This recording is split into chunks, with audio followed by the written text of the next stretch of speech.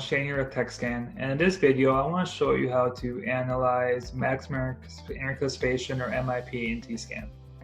The first one we're going to look at this total force line, this black line right down here. What I'm looking to see is, do I have a nice smooth black line that shows up here, or do I have a line that goes up and drops pretty quickly, which could indicate muscle fatigue, or do I have a black line that has more of a jaggedy edges to it, which could indicate muscle disharmony. In this particular case, we have a nice smooth black line.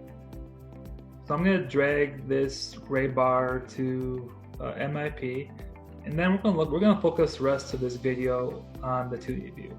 There's a couple of things that we're looking at in the 2D view. The first thing is left to right balance. Do we have a good left to right balance, which ideally should be in a 45 to 55% range. You can see in this particular movie, they have a little bit more force on the right side than the left side, and they're a little bit outside that 45 to 55% range. The next one we're going to look at is tooth percentages. We're going to look at the molars, the premolars, and the anteriors separate. So molars, I'm looking for anything that's above 18%. You can see number 2 and number 15 are above 18%. So those are two areas that you might want to look at, analyze, and see if you have any signs or symptoms or something going on in those particular areas that would be a cause of concern. The next area is premolars. We're looking for anything above 10%.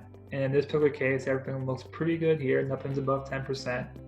And the last part is the anteriors, which is canine to canine. We're looking for anything above 5%. And there really isn't anything above 5% here as well either, so that looks pretty good. The last thing I look at here is what we call center of force, this red and white kite with a tail behind it. Ideally, you want to see the center of force start somewhere in the middle and end somewhere in the middle.